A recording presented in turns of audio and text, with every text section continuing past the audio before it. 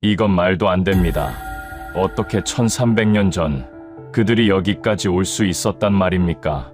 지금 우즈베키스탄 사마르칸트가 전 세계 고고학자들의 비명 섞인 탄식으로 발칵 뒤집혔습니다.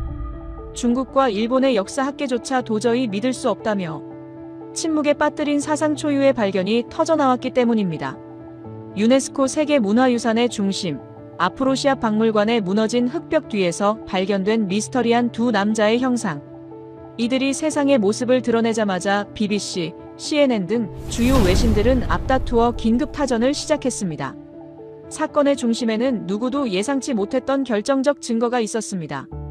당초 실크로드를 지나던 평범한 상인일 것이라 여겨졌던 벽화 속 인물들.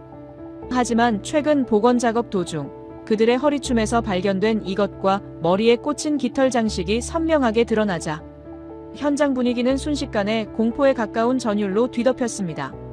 이것은 단순한 그림이 아니었습니다. 당시 세계 최강대국이라 불리던 당나라조차 벌벌 떨게 만들었던 동방의 전투 민족, 그들의 비밀스러운 흔적이 8,000km 떨어진 사막 한복판에서 완벽한 상태로 부활했기 때문입니다. 현지 수석 연구원은 떨리는 손으로 마이크를 잡았습니다. 우리가 지금까지 알고 있던 실크로드의 역사는 모두 다시 쓰여야 합니다. 그들은 물건을 팔러 온 게 아닙니다. 멸망의 위기 앞에서도 굴복하지 않고 대륙을 가로질러 이곳까지 달려온 그들의 진짜 목적이 밝혀지는 순간 저는 그 자리에서 얼어붙을 수밖에 없었습니다. 도대체 이들은 누구이며 왜 목숨을 걸고 알타이 산맥을 넘어 이 먼 곳까지 와야만 했을까요? 중국이 그토록 숨기고 싶어 했던 역사적 진실, 그리고 오늘날 전 세계가 한국에 열광할 수밖에 없는 DNA의 원천이 바로 이 벽화 속에 숨겨져 있었습니다. 이 충격적인 발견 뒤에는 잊혀진 영웅들을 찾아내기 위해 자신의 모든 것을 바친 한 한국인과 그를 돕기 위해 나선 현지인들의 눈물겨운 사투가 있었습니다. 거대한 제국에 맞서 끝까지 포기하지 않았던 그들의 뜨거운 심장이 1300년의 시간을 뛰어넘어 오늘 우리에게 어떤 메시지를 전하고 있는 걸까요? 본격적인 이야기를 시작하기 전 여러분의 구독과 좋아요는 잊혀진 역사의 진실을 알리는 가장 강력한 힘이 됩니다. 그날 새벽, 저는 여느 때와 다름없이 우즈베키스탄 사마르칸트의 아프로시아 박물관 지하 수장고로 향하고 있었습니다. 하지만 그날의 공기는 평소와 달랐습니다. 한국에서 급파된 연구팀이 도착했다는 소식을 듣고 서둘러 현장에 도착했을 때 저는 그들이 벽화 앞에서 흘리고 있는 뜨거운 눈물을 목격하게 되었습니다. 지금부터 들려드릴 이야기는 박물관의 낡은 벽 속에 갇혀있던 두 남자가 저에게 말을 걸어온 그 기적 같은 순간에 대한 기록입니다. 안녕하십니까? 저는 우즈베키스탄의 심장 사마르칸트에서 평생을 살아온 알리셔라고 합니다. 지금은 흰머리가 희끗희끗한 나이가 되어 박물관의 한적한 구석을 지키고 있지만 제 가슴 속에는 여전히 티무르 제국의 기상과 실크로드의 모래바람이 불고 있습니다. 여러분에게 이 이야기를 전하기 위해 펜을 든 지금 창밖으로는 건조하지만 상쾌한 사막의 바람이 불어오고 있습니다. 아마도 1300년 전 그들이 이곳에 도착했을 때 맞았던 그 바람과 같은 냄새일 것입니다. 제가 오늘 여러분께 들려드릴 이야기는 단순히 오래된 그림에 관한 것이 아닙니다. 이것은 피보다 진한 형제애, 그리고 시간을 초월해 이어진 기적 같은 인연에 대한 이야기입니다. 제가 근무하고 있는 아프로시아 박물관은 사마르칸트의 북쪽 언덕, 황량한 흙더미처럼 보이는 고대 유적지 위에 세워져 있습니다. 겉으로 보기에는 그저 투박한 건물일지 모르지만 이곳은 동서양을 잇던 실크로드의 영광이 잠들어 있는 보물창고와도 같습니다. 수많은 관광객이 이곳을 찾지만 그들 중 대다수는 화려한 색채의 도자기나 금화에 눈길을 빼앗기곤 합니다. 하지만 이곳의 진짜 주인은 따로 있습니다. 바로 박물관 중앙홀에 자리 잡은 거대한 벽화, 사절도입니다. 7세기 중엽 사마르칸트를 다스리던 바르후만 왕의 접견실을 장식했던 이 벽화는 발견 당시 전 세계를 놀라게 했습니다. 당나라, 페르시아, 투르크 등 당시 네로라 하던 강대국의 사신들이 왕을 아련하기 위해 줄을 서 있는 모습이 생생하게 그려져 있었기 때문입니다. 저는 젊은 시절부터 매일 아침 이 벽화의 먼지를 털어내며 생각했습니다. 이 그림이야말로 우리 조상들이 얼마나 위대했는지, 우리 땅이 얼마나 거대한 세상의 중심이었는지를 보여주는 증거라고 말입니다. 그런데 이상한 일이었습니다. 벽화의 오른쪽 끝, 가장 구석진 자리에 서 있는 두 남자에게 자꾸만 시선이 머물렀습니다. 다른 사신들과는 확연히 다른 복장을 하고 있었습니다. 머리에는 새의 깃털을 꽂은 둥근 관을 쓰고 있었고 허리에는 끝이 둥근 독특한 칼을 차고 있었습니다. 그들의 표정은 다른 사신들처럼 여유롭거나 거만하지 않았습니다. 어딘가 절박해 보이면서도 결코 꺾이지 않을 듯한 강렬한 눈빛을 하고 있었습니다. 마치 왕에게 공물을 바치러 온 것이 아니라 목숨을 건 단판을 지으러 온 전사들처럼 보였습니다. 수십 년 동안 수많은 서양의 학자들이 이곳을 다녀갔습니다.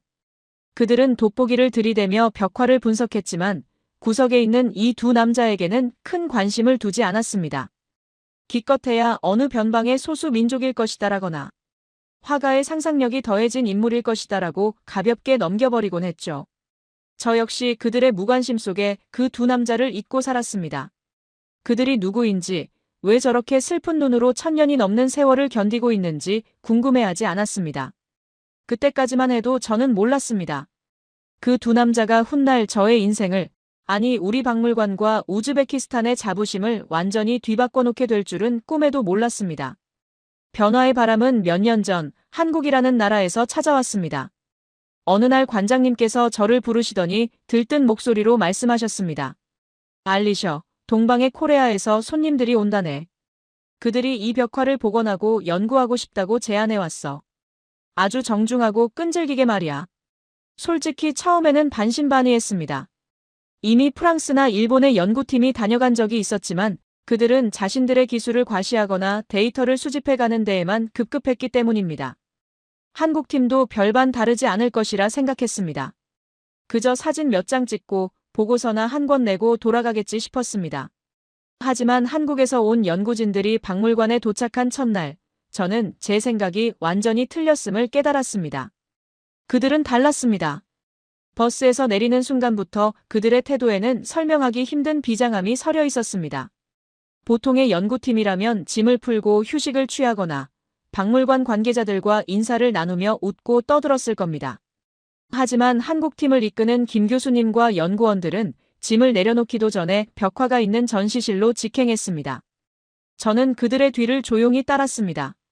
전시실에 들어선 그들은 벽화 앞에 섰습니다. 그리고 믿을 수 없는 장면이 펼쳐졌습니다. 웅성거림도 카메라 셔터 소리도 없었습니다. 그들은 마치 잃어버린 가족을 수십 년 만에 되찾은 사람들처럼 벽화를 향해 깊게 허리 숙여 인사를 올렸습니다. 그 정적 속에서 느껴지는 무거운 침묵과 예의는 저를 압도했습니다. 그들은 단순히 유물을 보러 온 것이 아니라 선조들의 영혼을 만나러 온 사람들 같았습니다. 김 교수님은 떨리는 손으로 안경을 고쳤으며 벽화의 오른쪽 끝, 제가 늘 궁금해했던 그 두 남자에게 다가갔습니다. 그리고 한참을 말없이 그들을 응시했습니다. 저는 그때 김 교수님의 눈가에 고이는 물기를 보았습니다. 그는 벽화에 손을 대지도 못한 채 허공에서 손을 떨며 나직하게 중얼거렸습니다. 드디어 뵙습니다. 너무 늦게 와서 죄송합니다. 그 목소리에 담긴 깊은 회한과 그리움이 무엇을 의미하는지 그때 저는 알 수 없었습니다. 하지만 한 가지 확실한 것은 이들이 가진 열정이 여느 학자들의 지적, 호기심과는 차원이 다르다는 것이었습니다. 본격적인 조사가 시작되자 한국팀의 움직임은 더욱 놀라웠습니다. 그들은 자신들이 가져온 최첨단 장비들을 꺼냈습니다. 적외선 촬영기, 3D 스캐너, 미세 성분 분석기 등 제가 평생 보지도 못한 기계들이 박물관을 가득 채웠습니다. 하지만 저를 감동시킨 것은 그들의 기술력이 아니라 태도였습니다. 그들은 낡고 부서지기 쉬운 흙벽을 다룰 때 마치 신생아를 안아올리는 산파처럼 조심스럽고 섬세했습니다. 먼지 한 톨, 떨어져 나간 조각 하나도 허투루 다루지 않았습니다. 알리셔 선생님, 이 조각은 1300년 전의 공기를 머금고 있습니다. 저희에게는 다이아몬드보다 귀한 것입니다. 젊은 여성 연구원이 바닥에 무릎을 꿇고 앉아 작은 흙부스러기를 붓으로 쓸어 담으며 제게 했던 말입니다. 그들은 밤낮을 가리지 않았습니다. 박물관 문이 닫힌 뒤에도 전시실의 불은 꺼지지 않았습니다. 저는 보안 담당자로서 그들의 곁을 지켜야 했기에 늦은 밤까지 그들의 작업을 지켜보곤 했습니다. 컵라면이라는 한국 음식으로 끼니를 때우면서도 그들의 눈은 피곤한 기색 없이 반짝였습니다. 도대체 무엇이 저들을 저토록 미치게 만드는 것일까요? 8,000km나 떨어진 이 낯선 땅 사막 한가운데 있는 낡은 그림 조각이 저들에게 어떤 의미이길래 저토록 헌신적인 것일까요? 어느 날 새벽 김 교수님이 잠시 휴식을 취하며 저에게 따뜻한 커피 한 잔을 건넸습니다. 알리셔 선생님, 피곤하시죠? 저희 때문에 고생이 많으십니다. 유창하지는 않지만 정성이 담긴 우즈베크어 인사말에 저는 마음이 녹아내렸습니다. 저는 용기를 내어 물었습니다. 교수님, 궁금한 게 있습니다. 왜 하필 저 두 사람입니까? 당나라 사신이나 페르시아 사신이 훨씬 더 크고 화려하게 그려져 있지 않습니까? 왜 저 구석에 있는 초라한 두 사람에게 그토록 매달리시는 겁니까? 김 교수님은 종이컵에서 피어오르는 김을 바라보며 쓸쓸한 미소를 지었습니다. 그리고 천천히 입을 열었습니다. 알리셔 선생님, 저 두 분은 나라가 멸망할 위기 앞에서 그 운명을 바꾸기 위해 목숨을 걸고 이 먼 곳까지 달려온 저희의 할아버지들입니다. 아무도 도와주지 않는 고립무원의 상황에서 오직 나라를 지키겠다는 일념 하나로 산 넘고 물 건너 이곳 사마르칸트 왕에게 도움을 청하러 온 고구려의 사신들이기 때문입니다. 고구려. 그 낯선 단어가 제 귀에 꽂히는 순간 저는 온몸에 소름이 돋았습니다. 벽화 속 두 남자의 눈빛이 왜 그토록 절박해 보였는지, 왜 그토록 슬퍼 보였는지 비로소 이해가 되기 시작했습니다. 그들은 단순한 여행자가 아니었습니다. 바람 앞에 등불처럼 위태로운 조국을 구하기 위해 돌아갈 기약 없는 길을 떠난 영웅들이었던 것입니다. 김 교수님의 설명은 계속되었습니다. 당시 고구려가 처했던 상황, 당나라라는 거대 제국의 위협, 그리고 유목 민족들과의 연대를 위해 이곳까지 와야만 했던 필연적인 이유들. 이야기를 들으면 들을수록 제 가슴 속에서도 뜨거운 무언가가 끓어올랐습니다. 우리 우즈베키스탄 사람들 역시 수많은 침략과 전쟁 속에서 정체성을 지키기 위해 싸워온 역사를 가지고 있습니다. 실크로드는 낭만의 길이기도 했지만 생존을 위한 투쟁의 길이기도 했으니까요. 저는 벽화 속의 그들을 다시 쳐다보았습니다. 이제 그들은 더 이상 낯선 이방인이 아니었습니다. 시공간을 초월해 저와 같은 아픔과 긍지를 공유하는 잃어버린 형제처럼 느껴지기 시작했습니다. 하지만 조사가 진행될수록 우리는 예상치 못한 난관에 부딪혔습니다. 벽화는 생각보다 훨씬 더 심각하게 손상되어 있었습니다. 세월의 풍파로 인해 안료는 벗겨졌고 흙벽은 금이 가서 언제 무너져도 이상하지 않을 상태였습니다. 게다가 가장 중요한 단서가 될 그들의 허리 부분, 즉 칼과 옷의 무늬가 있는 부분이 너무 흐릿해서 육안으로는 도저히 식별이 불가능했습니다. 학계의 이들이 고구려인임을 증명하기 위해서는 확실한 물증이 필요했습니다. 단순히 비슷하게 생겼다는 것만으로는 부족했죠. 분위기는 무겁게 가라앉았습니다. 한국 연구원들의 얼굴에도 초조함이 묻어났습니다. 이대로는 논문을 발표할 수 없습니다. 결정적인 증거가 필요해요. 환두대도 둥근 고리가 있는 칼의 문양을 찾아내야 합니다. 김 교수님은 며칠째 잠도 주무시지 못하고 모니터만 뚫어져라 쳐다보고 계셨습니다. 저는 그들을 돕고 싶었지만 제가 할 수 있는 일이라곤 그저 묵묵히 자리를 지키며 기도하는 것뿐이었습니다. 그러던 어느 날 밤이었습니다. 밖에는 거센 모래 폭풍이 몰아치고 있었고 박물관 안은 쥐 죽은 듯 고요했습니다. 김 교수님이 갑자기 자리를 박차고 일어났습니다. 찾았다. 찾았어. 그의 외침이 정막을 깼습니다. 연구원들이 우르르 모니터 앞으로 몰려들었습니다. 저도 슬그머니 그들 뒤로 다가갔습니다. 화면 속에는 특수 촬영 기법으로 복원된 벽화의 이미지가 떠 있었습니다. 육안으로는 그저 희미한 얼룩이었던 그들의 허리춤에서 선명하고 또렷한 무언가가 빛나고 있었습니다. 그것은 바로 고구려 왕실과 귀족들만이 사용했다던 용무늬가 새겨진 둥근 칼자루였습니다. 그 순간 연구실 안의 모든 한국인이 서로를 끌어안고 울음을 터뜨렸습니다. 그 눈물은 단순한 학문적 성취감 때문이 아니었습니다. 1300년 동안 잊혀졌던 조상들의 숨결을 다시 되살려냈다는 벅찬 감동, 그리고 그들이 이 먼 곳까지 와서 남긴 발자취가 헛되지 않았음을 증명했다는 안도감이 뒤섞인 눈물이었습니다.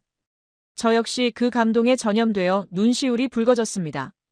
이것은 시작에 불과했습니다. 이 발견이 가져올 파장은 단순히 역사 교과서 한 줄을 바꾸는 것에 그치지 않을 것이라는 예감이 들었습니다.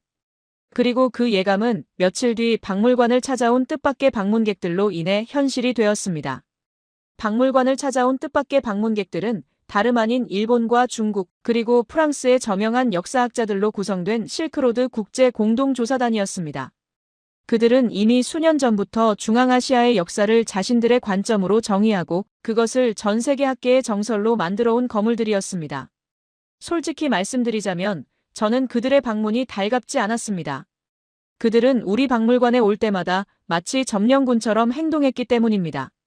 턱을 치켜들고 뒷짐을 진 채 우리 직원들에게 이것저것 지시를 내리거나 박물관의 온습도 관리가 엉망이다. 조명이 유물을 망치고 있다며 혀를 차곤 했으니까요.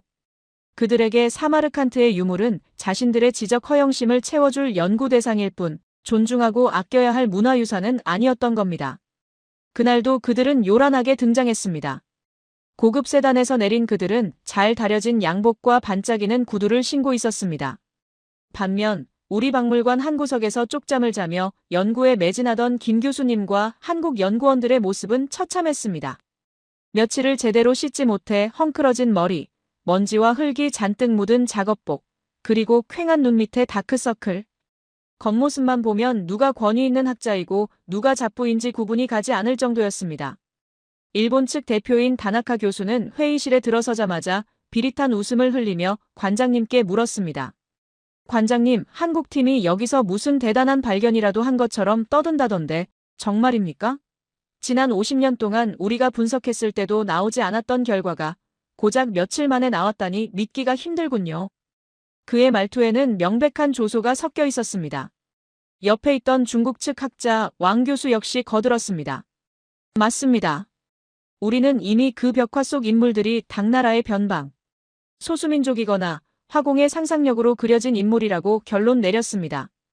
굳이 무리하게 한국의 역사와 연결 지으려는 건 학문적 엄밀함보다는 민족주의적 욕심이 앞선 것 아닙니까?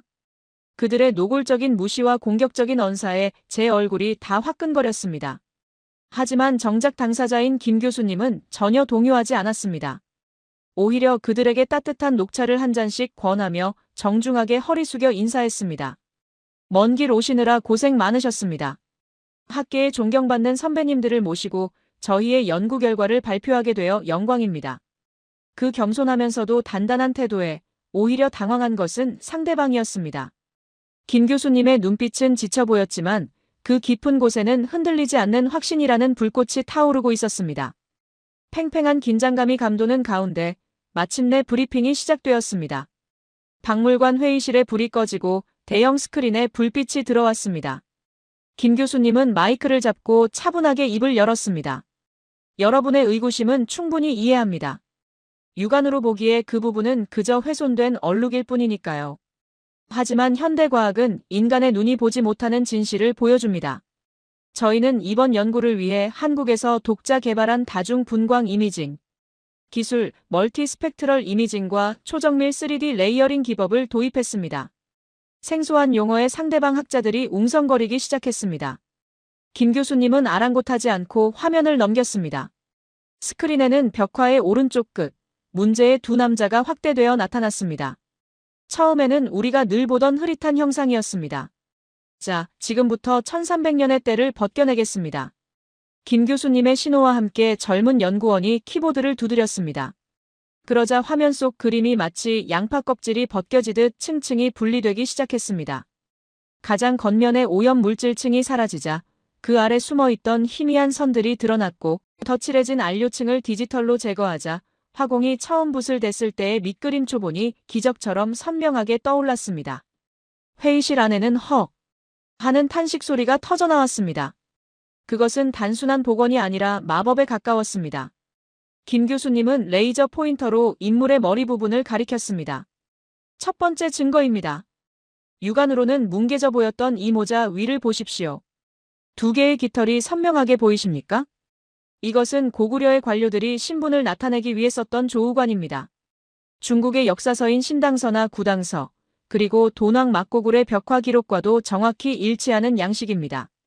당나라의 복식도, 중앙아시아 유목민의 복식도 아닌 오직 고구려인만이 가질 수 있는 독창적인 아이덴티티입니다.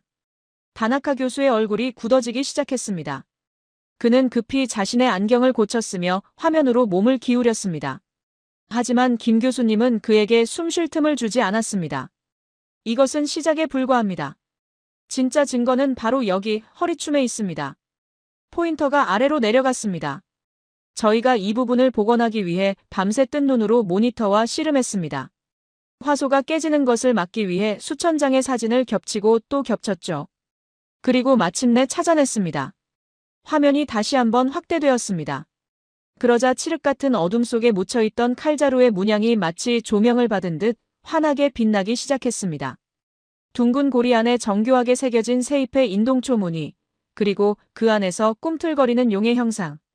그것은 누가 봐도 명백한, 부정할 수 없는 실체였습니다. 환두대도입니다. 그것도 고구려 최상위 귀족이나 장군만이 찰 수 있었던 용무늬와 봉황무늬가 결합된 위세품입니다. 이 독특한 고리 장식과 칼집의 금동 장식 패턴은 당시 동아시아에서 오직 한반도 3국, 그 중에서도 고구려의 금속 공예 기술로만 구현 가능한 것입니다. 김 교수님의 목소리에 힘이 실렸습니다. 이 칼은 단순한 무기가 아닙니다. 왕의 권위를 대리한다는 증표입니다. 즉, 이들은 상인이 아니라 고구려 왕의 명을 받고 온 공식 외교 사절단이라는 뜻입니다. 결정적인 증거 앞에서 회의실은 찬물을 끼얹은 듯한 침묵에 잠겼습니다. 50년 동안 이름 없는 유목민이라 우겨왔던 자신들의 주장이 한국의 압도적인 기술력과 집요한 고증 앞에 산산조각이 나는 순간이었습니다. 일본 교수의 이마에는 식은땀이 송골송골 맺혔습니다. 그는 떨리는 손으로 손수건을 꺼내 이마를 닦으며 화면에서 눈을 떼지 못했습니다. 중국 학자 왕 교수 역시 입을 벌린 채 멍하니 스크린을 응시할 뿐 어떤 반박도 하지 못했습니다. 그들의 오만함이 무너져 내리는 소리가 제 귀에는 환청처럼 들리는 듯 했습니다. 하지만 김 교수님은 승리의 기쁨을 만끽하는 대신 더욱 엄숙한 표정으로 이야기를 이어갔습니다. 존경하는 학자 여러분, 이들이 이곳에 온 시기는 7세기 중엽, 대략 650년대입니다. 당시 고구려는 당나라의 수십만 대군과 맞서 싸우고 있었습니다. 나라는 풍전등화의 위기에 처해 있었죠. 그런데 왜 이들은 전장이 아닌 이곳 사마르칸트로 왔을까요? 화면에 지도가 띄워졌습니다. 평양성에서 사마르칸트까지 붉은색 실선이 험준한 산맥과 끝없는 사막을 가로지르고 있었습니다. 직선거리로만 8,000km가 넘습니다. 당시의 교통수단으로는 살아서 도착할 확률이 10%도 되지 않는 죽음의 여정입니다. 그럼에도 불구하고 그들이 이곳에 온 이유는 단 하나입니다. 당나라의 배후를 견제하기 위해 당시 당과 대립하던 이곳 사마르칸트의 바르후만 왕과 군사동맹을 맺기 위해서였습니다. 조국을 구하겠다는 일념 하나로 뼈가 으스러지는 고통을 참으며 타클라마칸 사막을 건너고 파미르 고원을 넘은 것입니다. 교수님의 목소리가 미세하게 떨렸습니다. 저 벽화 속의 두 분은 제게는 단순한 연구 대상이 아닙니다. 차가운 흙벽 속에 1300년 동안 갇혀서 누군가 자신의 이야기를 들어주길 기다려온 저희의 할아버지들입니다. 오늘 우리는 단순히 유물을 복원한 것이 아니라 그분들의 멈춰버린 심장을 다시 뛰게 만든 것입니다. 브리핑이 끝나고 불이 켜졌을 때 회의실의 공기는 완전히 달라져 있었습니다. 처음에 팔짱을 끼고 거만하게 앉아있던 조사단원들은 이제 고개를 푹 숙이거나 김 교수님을 경외의 눈빛으로 바라보고 있었습니다. 잠시 후 일본의 다나카 교수가 자리에서 천천히 일어났습니다. 그는 김 교수님 앞으로 다가가 깊이 고개를 숙였습니다. 김 교수. 아니, 김 선생님. 제가 경솔했습니다. 이 정도의 해상도 복원 기술이라니. 그리고 유물을 대하는 당신들의 그 진정성. 인정할 수밖에 없군요. 이것은 세계 고고학계가 한국에 빚을 진 발견입니다. 완벽합니다. 그 콧대 높은 학자가 자신의 패배를 시인하고 진심으로 사과하는 순간 저는 가슴 깊은 곳에서 뜨거운 덩어리가 울컥 치솟는 것을 느꼈습니다. 그것은 통쾌함 이상의 감동이었습니다. 한국 연구진은 상대를 적으로 만들어 굴복시킨 것이 아니라 실력과 진심으로 감화시켜 친구로 만든 것입니다. 이것이야말로 진정한 품격이 아닐까요? 회의가 끝나고 모두가 돌아간 뒤 텅 빈 회의실에 김 교수님과 저만 남았습니다. 교수님은 기진맥진하여 의자에 주저앉아 계셨지만 표정만은 세상을 다 얻은 아이처럼 해맑았습니다. 저는 다가가 교수님의 거친 손을 두 손으로 꼭 잡았습니다. 교수님, 정말 대단하십니다. 저들을 꼼짝 못하게 만들다니요. 제가 30년 동안 이 박물관에서 일하면서 오늘처럼 속이 시원하고 자랑스러웠던 적은 처음입니다. 그러자 김 교수님은 제 손을 맞잡으며 부드럽게 말씀하셨습니다. 아닙니다, 알리셔 선생님. 이건 싸워서 이긴 게 아니에요. 잊혀진 분들의 명예를 되찾아드린 것, 그리고 선생님의 나라와 제 나라가 아주 오래전부터 형제였다는 사실을 확인한 것, 그게 제일 중요한 거죠.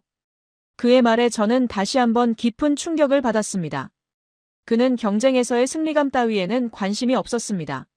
오직 역사 앞에서의 겸손함과 사람에 대한 예의만이 그의 마음을 채우고 있었습니다. 이것이 바로 한국인의 정신이구나.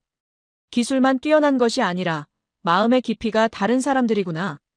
저는 그날 벽화 속의 고구려 사신들이 왜 그토록 강인한 눈빛을 하고 있었는지 비로소 완벽하게 이해할 수 있었습니다. 그들의 후손이 바로 이 사람들이었으니까요. 이 소식은 삽시간에 사마르칸트 전역으로 퍼져나갔습니다. 다음 날 아침 우즈베키스탄의 주요 일간지 일면은 온통 한국 연구팀의 이야기로 도배되었습니다. 한국이 1300년 전의 미스터리를 풀었다. 고대 실크로드의 비밀, 코레아의 기술과 땀으로 밝혀지다. 형제의 나라 한국 역사를 되살리다. 거리에서 만나는 시민들은 저에게 알리셔씨, 그 한국 사람들 정말 대단하다면서요? 라고 물어왔고, 박물관을 찾는 관람객들은 한국 연구팀을 보면 라흐막 감사합니다, 코레아 를 외치며 박수를 보냈습니다. 하지만 이 감동적인 드라마는 여기서 끝이 아니었습니다. 이 놀라운 발견이 가져온 나비 효과는 상상조차 할 수 없는 방향으로 흐르기 시작했습니다. 학술적인 성과를 넘어 저 알리셔 개인의 인생을 송두리째 뒤흔들 기적 같은 사건이 저를 기다리고 있었기 때문입니다. 어느 날 늦은 오후 연구팀의 막내 연구원인 지은 씨가 저를 조용히 불렀습니다. 평소 밝고 명랑하던 그녀의 표정이 그날따라 사뭇 진지했습니다. 그녀의 손에는 흙먼지가 잔뜩 묻은 낡고 오래된 작은 목재 상자 하나가 들려 있었습니다. 알리셔 선생님, 사실 저희가 수장고 구석에 방치되어 있던 분류미상 유물들을 정리하다가 이걸 발견했는데요. 상자 겉면에 쓰인 글귀가 지난번에 선생님께서 말씀해주신 선생님 할아버님의 함자와 비슷해 보여서요. 혹시나 해서 가져와 봤습니다. 저는 떨리는 손으로 그 상자를 받아들었습니다. 낡아서 거의 다 지워져가는 러시아어 필기체. 하지만 저는 단번에 알아볼 수 있었습니다. 그것은 우리 집안에서 3대째 잃어버린 것으로 전해져 오던 스탈린 강제 이주 시절 억울하게 돌아가신 할아버지의 유일한 유품 상자였습니다. 도대체 한국 사람들이 어떻게 수만 점의 유물, 더미 속에서 이먼지 쌓인 상자를 찾아내 제게 가져온 것일까요? 떨리는 손으로 상자를 받아든 저는 한동안 아무 말도 할 수 없었습니다. 손끝에 닿는 나무 상자의 거친 질감, 그리고 코끝을 찌르는 퀴퀴한 곰팡이 냄새. 그것은 단순한 냄새가 아니라 제 기억 저편에 묻어두었던 그리움의 향기였습니다. 녹슨 경첩이 끼익하는 비명소리를 내며 열리자 그 안에는 80년의 세월을 견뎌낸 할아버지의 유품들이 고요히 잠들어 있었습니다. 깨진 안경 알 하나, 몽당 연필, 그리고 습기를 먹어 누렇게 변색되고 부풀어 오른 낡은 공책 한 권. 저는 그것이 무엇인지 단번에 알 수 있었습니다.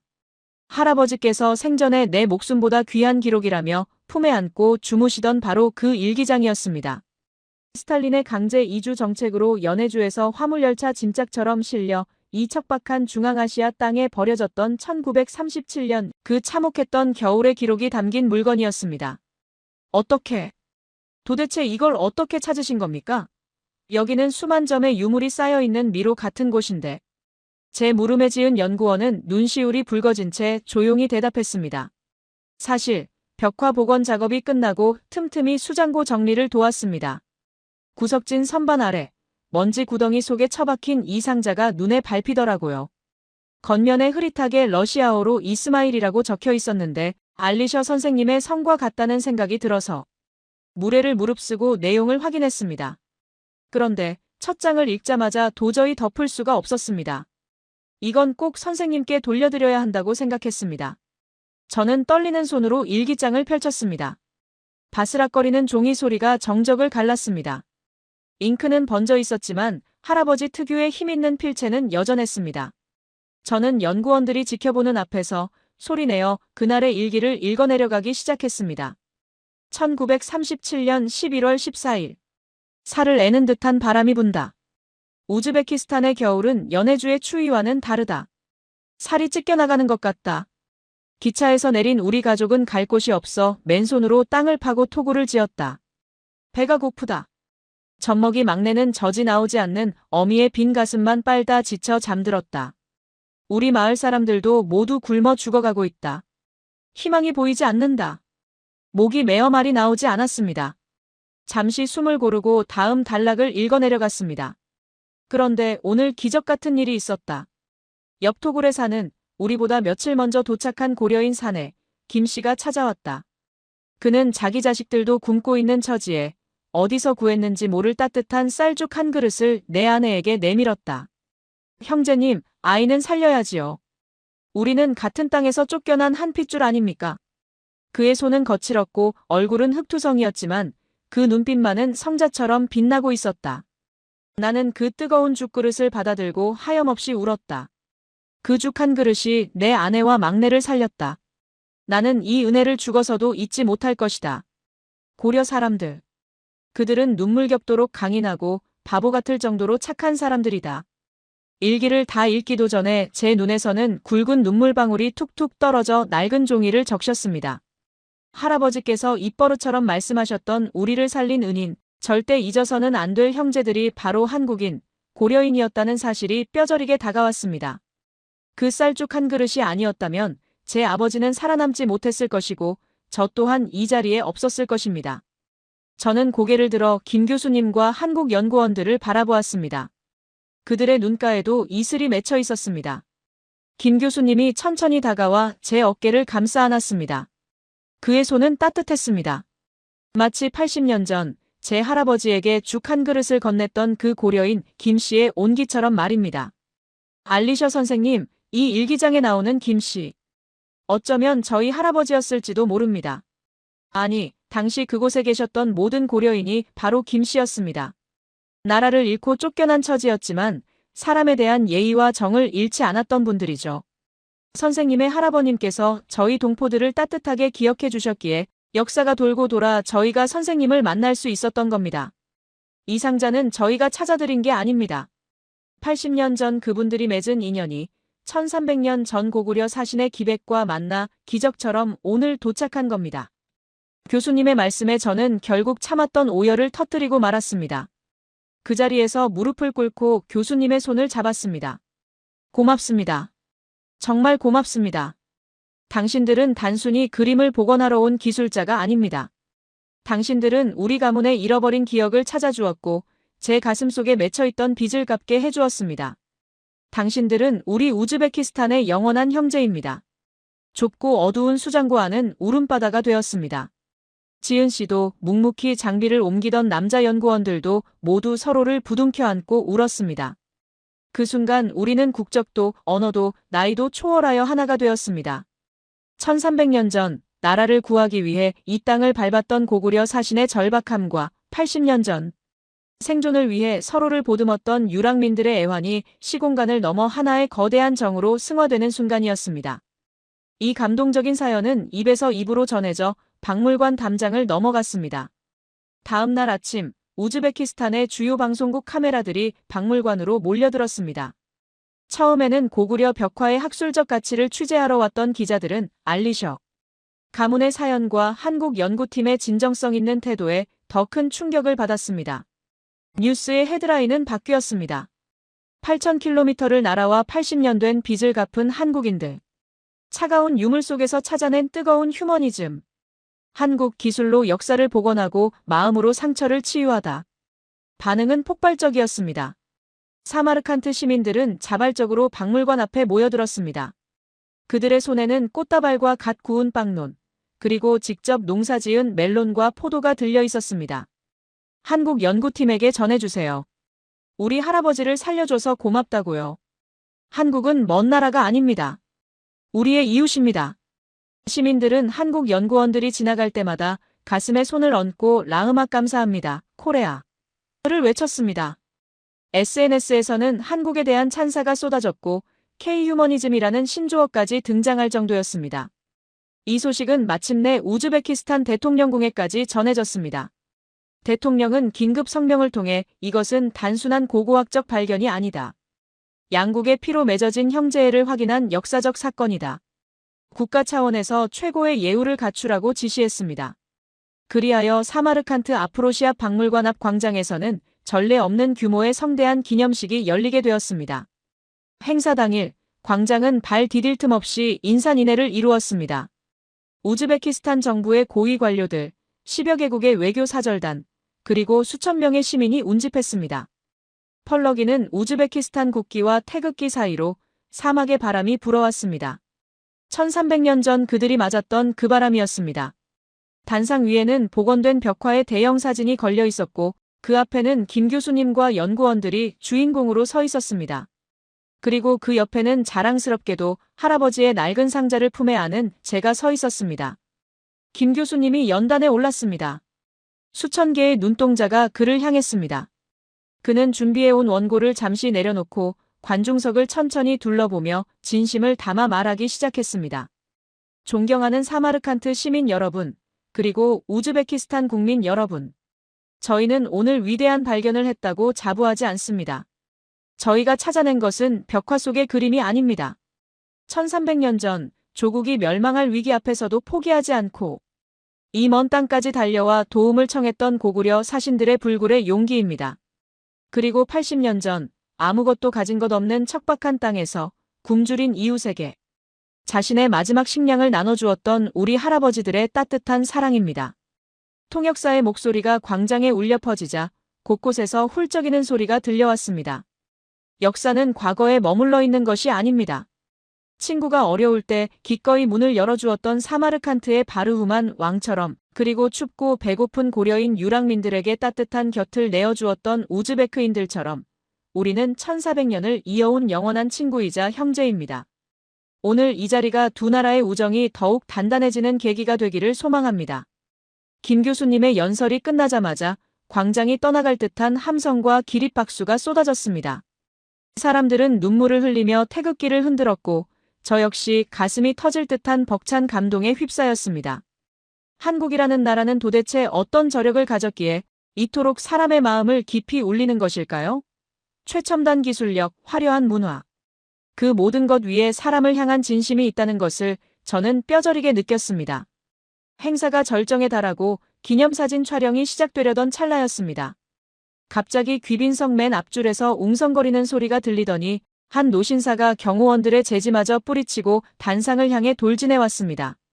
그의 옷차림은 허름한 전통 의상이었지만 백발이 성성한 머리카락 아래로 보이는 눈빛만은 형형하게 빛나고 있었습니다. 잠깐! 멈추시오. 내 이야기를 들어야 하오. 행사장은 순식간에 술렁거렸습니다.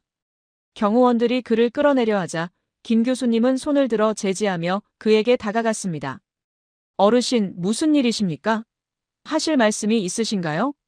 노신사는 거친 숨을 몰아쉬며 떨리는 손으로 품 안 깊숙한 곳에서 무언가를 꺼내 들었습니다. 그것은 붉은색 비단 헝겊에 겹겹이 쌓인 물건이었습니다. 나는 사마르칸트 외곽의 작은 마을에서 온 대장장이요. 우리 집안에는 대대로 내려오는 절대 팔아서는 안 되는 가부가 하나 있소. 조상님들의 유언에 따르면 1000년도 더 된 아주 먼 옛날. 동쪽 끝에서 온 새 깃털 모자를 쓴 귀한 손님이 왕을 아련하고 돌아가는 길에 자신들의 무기를 수리해준 대가로 주고 간 물건이라 했소. 나는 평생 이것이 무엇인지도 모르고 지켜만 왔는데 오늘 저 벽화 사진을 보고 심장이 멎는 줄 알았소. 그는 비단을 풀어 헤쳤습니다. 그러자 햇살을 받아 번쩍이는 금속 물체가 드러났습니다. 그 순간 김 교수님의 입에서 헉 하는 외마디 비명이 터져나왔습니다. 단상 위에 있던 모든 연구원이 경악하여 입을 다물지 못했습니다. 그것은 그림이나 사진이 아니었습니다. 벽화 속 고구려 사신이 허리에 차고 있던 그 환두대도, 그 칼의 끝부분에 달려있던 용무늬 금동 고리 장식의 실물이었습니다. 아니, 더 정확히 말하자면 벽화 속의 것과 완벽하게 일치하는 고구려 왕실 공방에서 제작된 국보급 진품이 1300년의 시간을 건너 우리 눈앞에 나타난 것입니다. 이럴 수가. 이건 단순한 유물이 아닙니다. 고구려가 당시 가지고 있던 제철 기술의 정수가 담긴 세계 미스터리 중 하나인 다마스쿠스 강철 기술과의 연결고리입니다. 김 교수님의 목소리가 흥분으로 떨렸습니다. 벽화라는 2차원의 증거가 이제 만질 수 있는 3차원의 실체가 되어 나타난 순간 역사의 진실은 또 다른 거대한 문을 열 준비를 하고 있었습니다. 그리고 그 문 뒤에는 우리가 상상조차 하지 못했던 고구려의 초고대, 하이테크 기술에 대한 비밀이 숨겨져 있었습니다. 광장은 숨소리조차 들리지 않을 만큼 무거운 정적에 휩싸였습니다. 수천 명의 시선이 단상 위, 노신사의 떨리는 손끝에 들려있는 작은 금속 물체에 고정되었습니다. 사마르칸트의 강렬한 태양 아래서 그 물건은 기묘하고도 영롱한 푸른 빛을 내뿜고 있었습니다. 그것은 금방 땅에서 캐낸 원석처럼 투박한 기운을 풍기면서도 빛의 각도에 따라 물결치듯 일렁이는 표면은 사람의 손으로는 도저히 깎아낼 수 없을 것 같은 신비로움을 자아냈습니다. 김 교수님은 마치 갓 태어난 아기를 안아올리듯 양손으로 조심스럽게 그 물건을 받아들었습니다. 교수님의 손가락이 금속의 차가운 표면을 스치는 순간 그의 눈동자가 크게 흔들렸습니다. 이것은 단순한 장식품이 아닙니다. 교수님은 안경을 벗어닫고 다시 쓴 뒤 유물을 뚫어지라 응시했습니다. 그의 이마에 굵은 땀방울이 맺혔습니다. 여러분, 자세히 보십시오. 이 물건은 1300년이라는 세월을 견뎠습니다. 흑벽돌집의 건조한 먼지바람과 때로는 습한 장마철의 눅눅함을 수천 번이나 겪었을 겁니다. 보통의 철이라면 이미 붉은 녹덩어리가 되어 부서져 내렸어야 정상입니다. 하지만 이것을 보십시오. 마치 어제 대장간 모루 위에서 막 식혀낸 것처럼 매끄럽고 단단합니다. 이건 현대의 특수 스테인리스 강철 기술로도 설명하기 힘든 미스터리입니다. 행사장에 있던 모든 사람의 시선이 김 교수님의 손끝으로 빨려 들어갔습니다. 그때 귀빈석에 앉아있던 일본의 다나카 교수와 중국의 왕 교수가 자리를 박차고 일어났습니다. 그들의 표정에는 호기심과 불신, 그리고 질투가 뒤섞여 있었습니다. 다나카 교수는 팔짱을 끼고 비아냥거리는 말투로 단상 가까이 다가왔습니다. 이보시오, 김 교수. 너무 흥분해서 학자로서의 냉정함을 잃은 것 아니오? 고작 쇳덩어리 하나입니다. 표면에 오칠을 두껍게 했거나 금도금을 입혔으니 녹이 안쓰럽겠지요. 그걸 가지고 무슨 세계적인 미스터리니 초고대 문명이니 운운하는 건 너무 나간 것 아닙니까? 한국 학계는 고증보다 상상력을 더 중요시하나 봅니다. 그의 노골적인 도발에 청중들이 술렁거렸습니다. 하지만 김 교수님은 그 비아냥에 대꾸하는 대신 저를 보며 낮지만 단호한 목소리로 말씀하셨습니다. 알리셔 선생님, 죄송하지만 행사를 잠시 중단해야겠습니다. 이 물건, 지금 당장 박물관 보존과학실로 가져가서 정밀 성분 분석을 해야 합니다. 제 가설이 맞다면 이것은 동아시아 제철 역사를 송두리째 다시 써야 할 발견입니다. 아니, 인류 기술사의 잃어버린 퍼즐을 찾는 일입니다. 그렇게 예정에 없던 긴급 검증이 시작되었습니다. 박물관 지하에 마련된 임시 분석실로 김 교수님과 연구팀, 그리고 일본과 중국의 학자들, 우즈베키스탄 문화부 장관님과 주요 언론사 기자들까지 우르르 몰려갔습니다. 좁은 분석실 안은 터질 듯한 긴장감으로 가득 찼습니다. 저 역시 노신사를 부축하며 그 뒤를 따랐습니다. 노신사는 우리 조상님들이 목숨 걸고 지킨 것이니 부디 조심히 다뤄주시오라고 몇 번이나 당부하며 마른 침을 삼켰습니다. 연구원들이 한국에서 공수해온 최첨단 휴대용 X선, 형광 분석기 XRF와 초정밀 디지털 3D 현미경을 세팅했습니다. 기계의 냉각팬이 윙윙거리는 소리만이 무거운 침묵을 채웠습니다. 김 교수님이 유물을 조심스럽게 분석용 스테이지 위에 올려놓았습니다. 자, 스캔 시작합니다. 연구원의 말이 떨어지자마자 대형 모니터 화면에 성분 그래프가 요동치기 시작했습니다. 붉은색, 파란색, 초록색 선들이 춤을 추며 실시간으로 데이터를 쏟아냈습니다. 1분, 2분. 시간이 지날수록 분석실의 공기는 점점 더 희박해지는 것 같았습니다. 다나카 교수는 팔짱을 낀 채 어디 한번 봅시다라는 표정으로 모니터를 삐딱하게 바라보고 있었습니다. 그런데 5분쯤 지났을까요? 데이터를 모니터링하던 수석 연구원 박 박사님의 입에서 비명에 가까운 탄성이 터져나왔습니다. 교수님, 이 수치 좀 보십시오. 기계가 고장난 게 아니라면. 이건 말도 안 됩니다.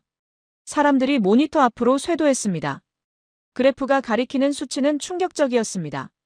김 교수님이 떨리는 목소리로 데이터를 하나하나 읽어내려갔습니다. 철의 순도가 99.8%? 7세기에 이런 순도가 가능하다고? 잠깐, 여기 미세하게 검출되는 이 피크들은 뭐지? 교수님의 눈이 커졌습니다. 티타늄, 그리고 텅스텐? 세상에. 이건 자연 상태의 철광석 불순물이 아닙니다. 인위적으로 배합된 합금입니다. 1500도 이상의 초고온 융해로에서 불순물을 완벽하게 걸러내고 현대의 특수강 제조법과 유사한 방식으로 강도와 내식성을 높이기 위해 의도적으로 희귀금속을 첨가했다는 뜻입니다. 그 말을 들은 일본 다나카 교수의 얼굴이 백지장처럼 하얗게 질렸습니다. 그는 믿을 수 없다는 듯 뒷걸음질 쳤습니다. 그럴 리가 없어. 7세기에? 7세기에 티타늄 합금이라니. 티타늄을 녹이려면 1600도가 넘는 열이 필요한데 당시 기술로 그게 가능할 리가 없지 않소. 그건 산업혁명 이후에나 가능한 기술이야. 기계 오작동이 분명해. 다나카 교수는 자신의 태블릿 PC를 꺼내 미친 듯이 무언가를 검색하며 손을 떨었습니다. 하지만 충격은 거기서 끝이 아니었습니다. 현미경 모드로 전환합니다. 표면 입자 구조를 보겠습니다. 박 박사님이 키보드를 두드렸습니다. 그러자 현미경으로 1000배 확대한 금속의 표면 사진이 대형 모니터에 가득 찼습니다.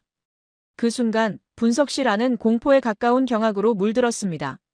매끄러워 보이던 금속 표면에는 육안으로는 볼 수 없는 수만 개의 미세한 물결 무늬가 층층이 쌓여 있었습니다. 그것은 마치 살아있는 생물체의 조직처럼 치밀하고 아름다웠습니다. 접쇠, 패턴 웰딩. 그것도 단순한 접쇠가 아닙니다.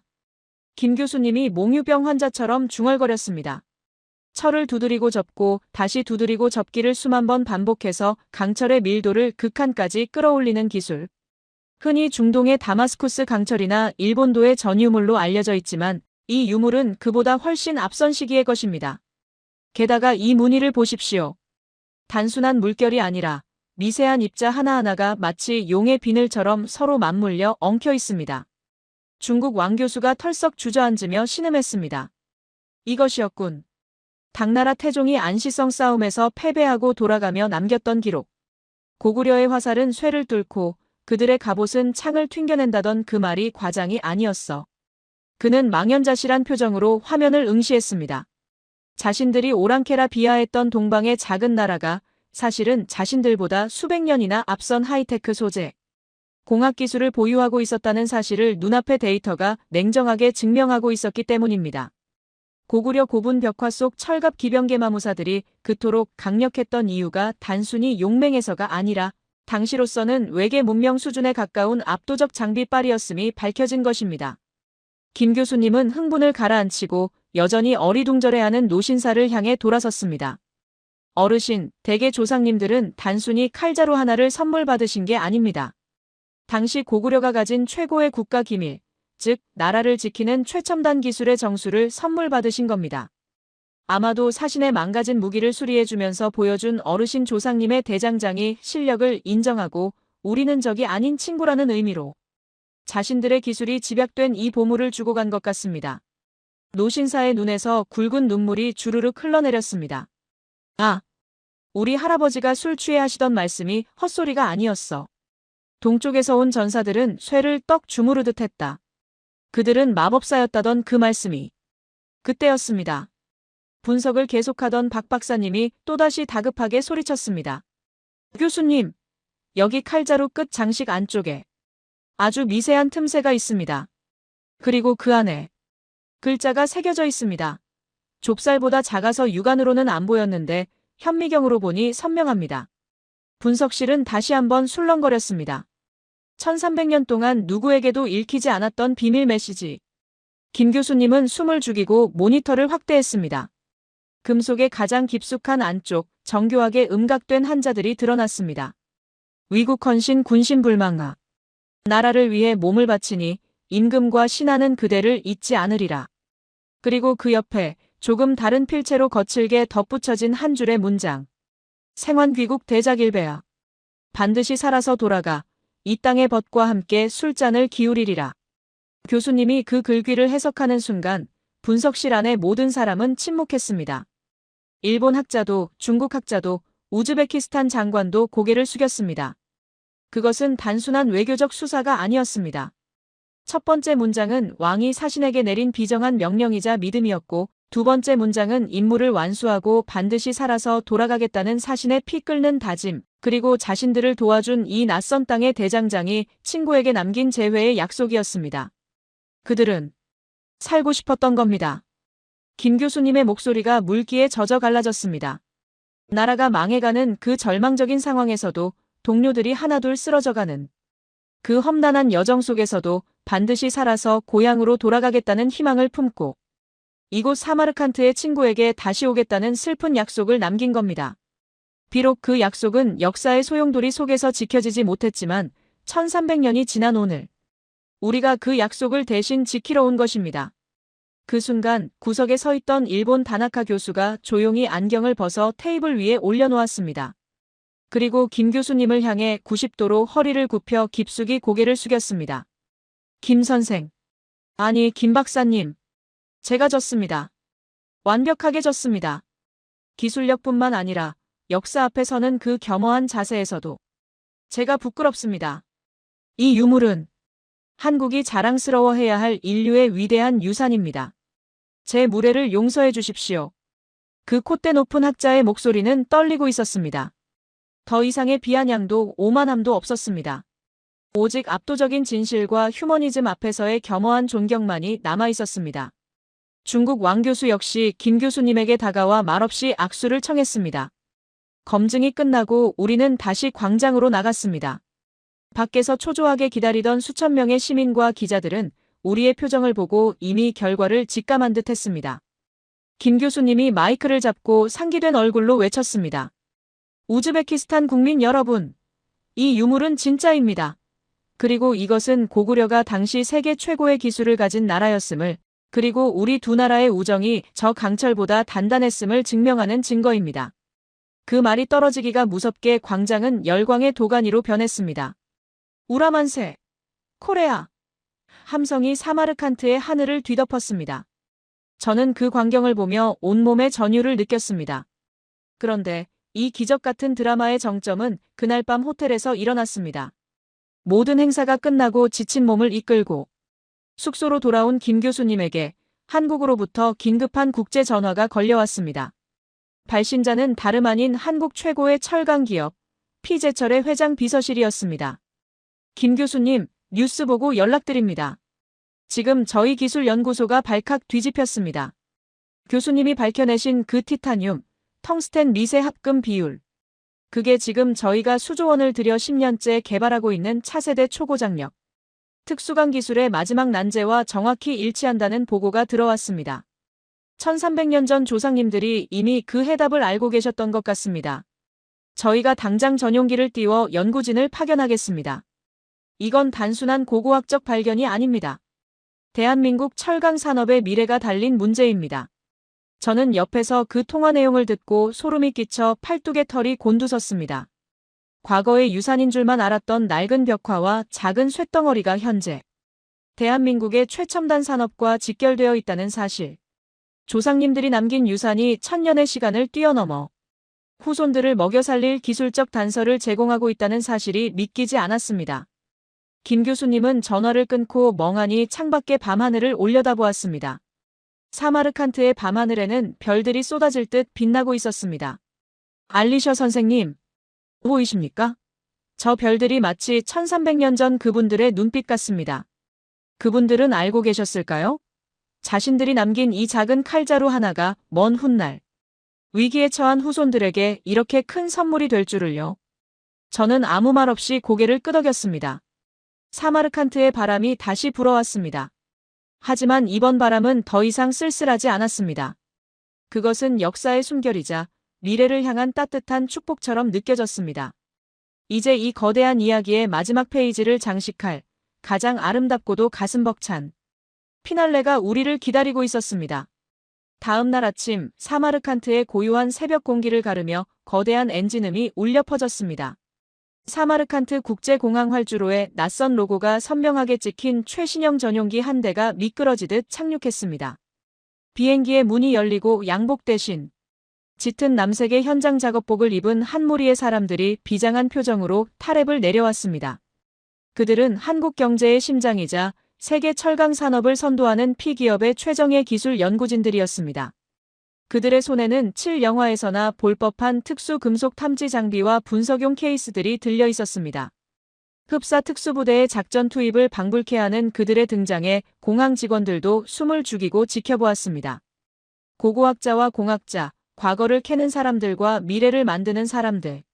전혀 어울릴 것 같지 않은 이 두 그룹의 만남은 그 자체로 역사의 한 페이지가 될 초현실적인 풍경이었습니다. 박물관 지하의 임시 분석실은 순식간에 최첨단 과학 연구소로 변모했습니다. P기업의 수석 연구원인 최 박사는 떨리는 손으로 김 교수님이 건넨 용무늬 칼자루 장식을 받아들었습니다. 그는 장갑 낀 손으로 유물의 표면을 아주 조심스럽게 어루만졌습니다. 마치 1300년 전 이 쇠를 두드렸던 이름 모를 고구려 대장장이의 영혼과 악수를 하는 듯 했습니다. 스캔 시작합니다. 데이터 전송 준비. 침묵 속에서 장비가 돌아가는 소리만이 들려왔습니다. 잠시 후 모니터의 복잡한 분자 구조도가 3D 홀로그램처럼 떠올랐습니다. 최 박사의 동공이 지진이 난 듯 흔들렸습니다. 그는 믿을 수 없다는 듯 안경을 벗어닫고 다시 화면을 들여다보았습니다. 이 패턴은... 최 박사의 목소리가 갈라졌습니다.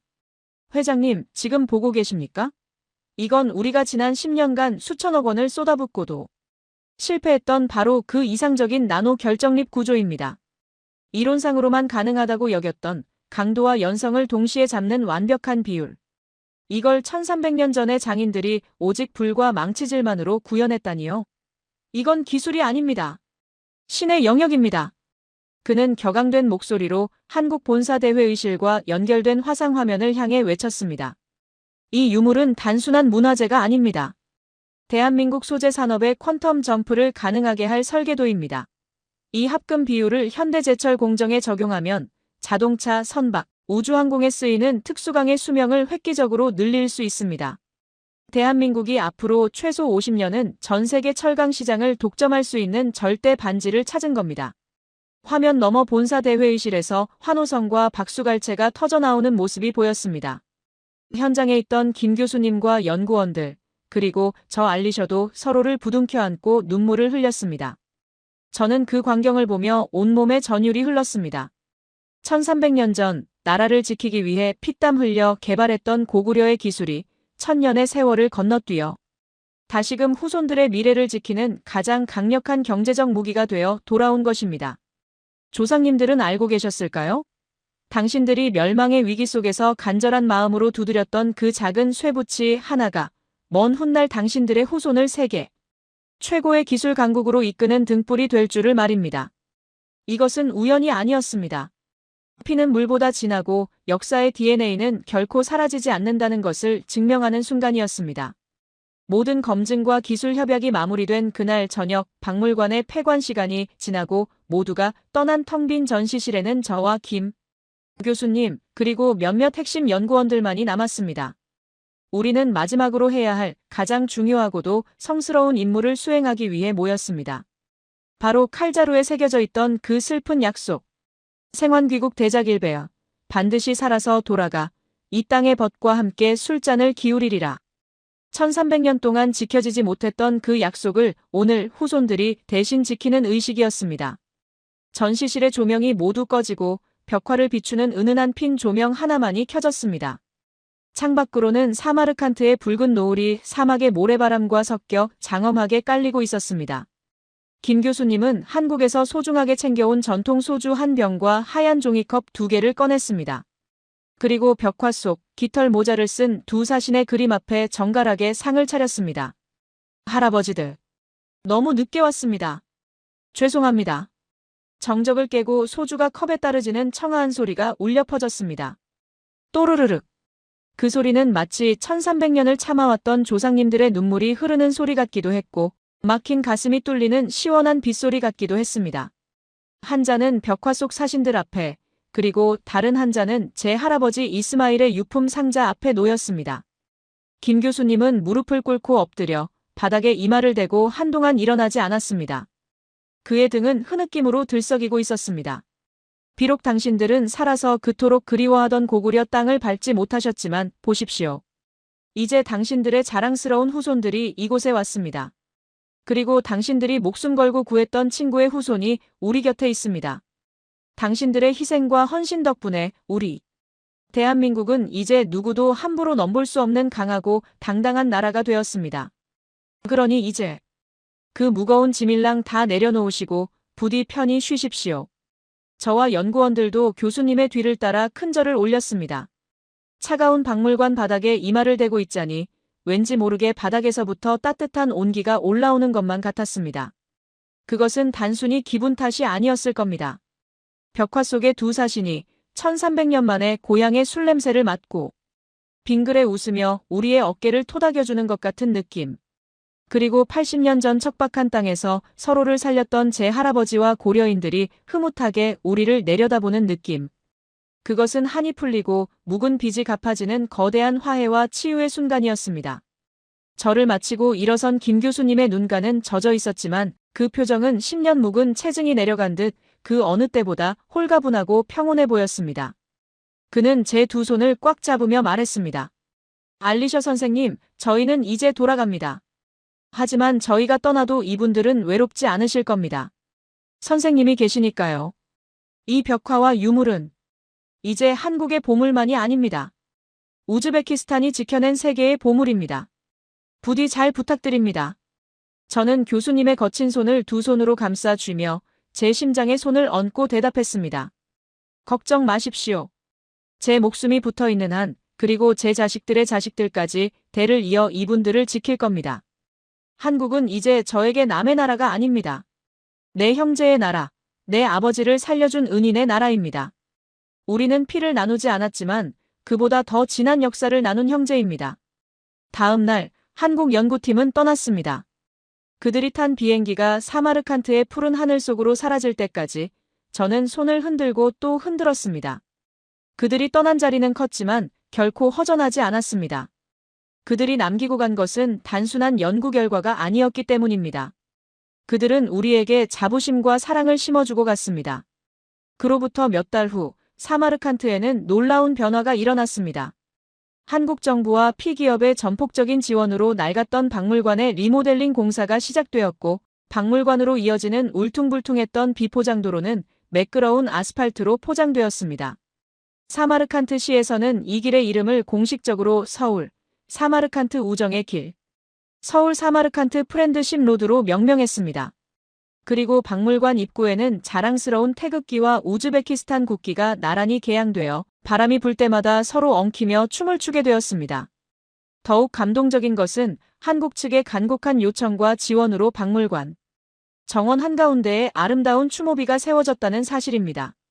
제 할아버지를 비롯한 1937년 강제 이주 고려인들 그리고 7세기 고구려 사신들을 함께 기리는 비석이었습니다.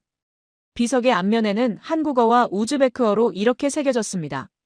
고난의 역사 속에서도 빵 한 조각을 나누며 서로의 생명을 지켰던 고구려와 우즈베크의 위대한 우정을 영원히 기억하며 저는 지금도 매일 아침 출근하면 가장 먼저 벽화가 있는 전시실로 향합니다. 그리고 예전처럼 무심코 지나치는 것이 아니라 이제는 가장 친한 친구에게 하듯 환하게 웃으며 인사를 건넵니다. 살롬 안녕하세요 형님들. 어제는 한국에서 온 학생들이 다녀갔습니다. 형님들을 보고 어찌나 자랑스러워하던지 제가 다 어깨가 으쓱했습니다. 오늘 하루도 대한민국이 그리고 우리 우즈베키스탄이 평안하도록 지켜주십시오. 가끔 박물관을 찾는 한국인 관광객들을 봅니다. 그들은 벽화 앞에서 하염없이 눈물을 흘리기도 하고 가슴 벅차하며 태극기를 꺼내 사진을 찍기도 합니다. 그들의 젖은 눈동자를 볼 때마다 저는 생각합니다. 대한민국이 전쟁의 폐허를 딛고 일어나 저렇게 위대하고 강한 나라가 된 것은 결코 우연이 아니라고요. 1300년 전부터 이어져 온 저 불굴의 의지, 어떤 절망 속에서도 희망을 놓지 않는 끈기, 그리고 무엇보다 사람을 귀하게 여기고 한번 받은 은혜는 반드시 갚으려는 저 따뜻하고 강인한 정의 DNA가 있었기에 가능한 일이었습니다. 저 알리셔는 이제 흰머리가 가득한 노인이 되어 은퇴를 앞두고 있습니다. 하지만 저는 눈을 감는 그 순간까지 이곳을 찾는 모든 사람에게 이 기적 같은 이야기를 전할 것입니다. 8,000km 떨어진 동방의 작은 나라가 어떻게 세계를 놀라게 했는지, 그리고 그들이 어떻게 진심 하나로 우리 우즈베키스탄 사람들의 마음을 훔쳐갔는지 말입니다. 바다 건너 한국에 계신 여러분, 제 목소리가 들리십니까? 여러분은 정말 대단한 영웅들의 후손입니다. 부디 그 자부심을 잃지 마십시오. 여러분의 혈관 속에는 강철보다 강하고 꽃보다 아름다운 전설의 피가 흐르고 있으니까요. 사마르칸트의 바람에 실려보낸 제 이야기는 여기까지입니다. 부디 건강하십시오. 나의 영원한 형제, 나의 친구, 위대한 대한민국이여. 시청자 여러분, 오늘 사마르칸트에서 전해진 1300년의 대서사시 어떻게 보셨습니까? 아마 지금쯤 가슴 한편이 묵직해지고 눈시울이 뜨거워지셨을 거라 생각합니다. 우리는 오늘 이 긴 이야기를 통해 단순히 재미있는 옛날 이야기 하나를 들은 것이 아닙니다. 우리는 3가지 위대한 진실을 확인했습니다. 첫째, 우리 민족의 기술적 저력입니다. 1300년 전 세계 그 어느 나라도 흉내낼 수 없었던 티타늄 합금 기술과 나노 패턴 공법. 우리 조상들은 단순히 칼을 잘 쓰는 전사가 아니라 시대를 앞서간 최고의 과학자이자 엔지니어였습니다. 오늘날 대한민국이 반도체, 철강, 조선 분야에서 세계 1위를 달리는 것은 결코 우연이 아닙니다. 그 혁신의 DNA가 아주 오래전부터 우리 핏줄 속에 흐르고 있었음을 이 작은 칼자루 하나가 증명해 주었습니다. 둘째, 시련에 굴하지 않는 불굴의 의지입니다. 나라가 멸망해가는 절체절명의 순간에도 포기하지 않고 8000km 죽음의 길을 떠났던 고구려 사신들. 그리고 1937년 낯선 땅에 버려져서도 서로를 보듬으며 살아남은 고려인들. 우리 역사는 침략과 순환의 역사가 아닙니다. 그 어떤 절망 속에서도 기어이 희망을 찾아내고야 마는 극복과 승리의 역사입니다. 셋째, 사람을 향한 따뜻한 인류애입니다. 기술이나 무력보다 더 강한 것은 결국 사람의 마음이었습니다. 사마르칸트의 왕과 대장장이가 고구려 사신에게 보여준 우정, 그리고 우즈베크인들이 고려인에게 건넨 빵 한 조각. 우리가 베푼 은혜는 반드시 돌아오고 우리가 나눈 정은 1000년이 지나도 사라지지 않는다는 것을 알리셔 할아버지의 눈물이 보여주었습니다. 이것이야말로 K컬처가 전 세계를 매료시키는 진짜 힘, 정의 원천일 것입니다. 지금 거울을 한번 보십시오. 그리고 당신의 손을 한번 바라보십시오.